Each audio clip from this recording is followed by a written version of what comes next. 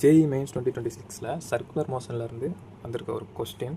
A particle is rotating in a circular path and at any instant its motion can be described as theta equal to 5t power 4 by 40 minus t power 3 by 3.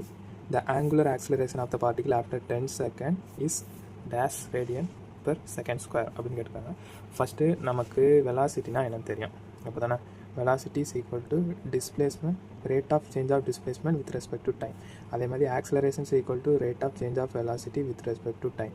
இது வந்து motion in one டைமென்ஷனில் நம்ம படிக்கிற formula. அதே மாதிரி ஒரு particle circular மோஷனில் போகும்போது அதோட டிஸ்பிளேஸ்மெண்ட்டை என்னன்னு சொல்லுவோம்னா தீட்டா, வெலாசிட்டியை எப்படி சொல்லுவோம்னா omega. Omega is equal to d, இந்த மாதிரி எழுதிக்குவோம் ஒமேகாவை. அதே மாதிரி ஆங்குலர் ஆக்சலரேஷன் அதை வந்து ஆல்ஃபான்னு சொல்லுவோம். இது வந்து angular rate of change of angular velocity with respect to time. இந்த மாதிரி எழுதியிருக்கோம். இப்போ வந்து கொஸ்டினில் என்ன கொடுத்துருக்காங்கன்னா ஆங்குலர் டிஸ்பிளேஸ்மெண்ட் ஃபங்க்ஷன் ஆஃப் டைமாக கொடுத்துருக்காங்க. அப்போ இதை வந்து நம்ம டிஃப்ரென்ஷியேட் பண்ணால், அதாவது omega equal to d theta by d t பண்ணால் நமக்கு கிடைக்கிறது என்ன கிடைக்கும்?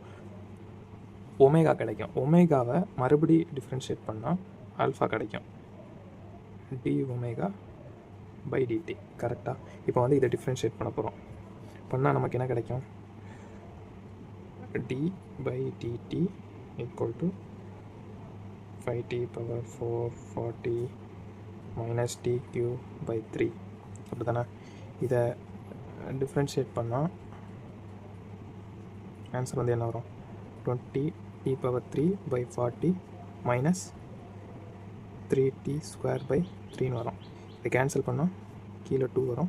இதையும் கேன்சல் பண்ணால் கேன்சல் ஆகிரும்.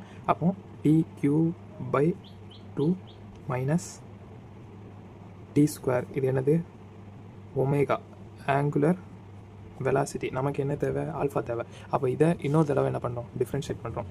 அதாவது alpha equal to d omega by டிடியா. அப்போ இது இன்னொரு தடவை டிஃப்ரென்ஷியேட் பண்ணும்போது d by d t d Q by d square. Okay, இதுக்கு என்ன வரணும்? 3t square by 2 minus 2t. இதில் டைமை சப்ஸ்டியூட் பண்ணால் நமக்கு என்ன கிடச்சிடும்? ஆங்குலர் ஆக்சலரேஷன் கிடைக்கும். அதாவது alpha equal to 3t square by 2 minus 2tன்னு கண்டுபிடிச்சிருக்குமா? இதில் டைம்ஸ் ஈக்குவல் டு என்னது? 10வது செகண்டில் ஆங்குலர் ஆக்சலரேஷன் கண்டுபிடிக்கணும். அப்போ இதில் டைமை சப்ஸ்டியூட் பண்ணால் நமக்கு ஆன்சர் வந்துடும். டைமை சப்ஸ்டியூட் பண்ணால் 3 இன்ட்டு டி ஸ்கொயரா, அப்போ 10 இன்ட்டு 10ன்னு வருமா? பை 2 மைனஸ் 2tனா 2 இன்ட்டு 10. இந்த டி இருக்கிற இடத்துல அந்த 10 சப்ஸ்டியூட் பண்ணால் ஆன்சர் வந்துடும். 2 அடித்தா 5 5 15 150.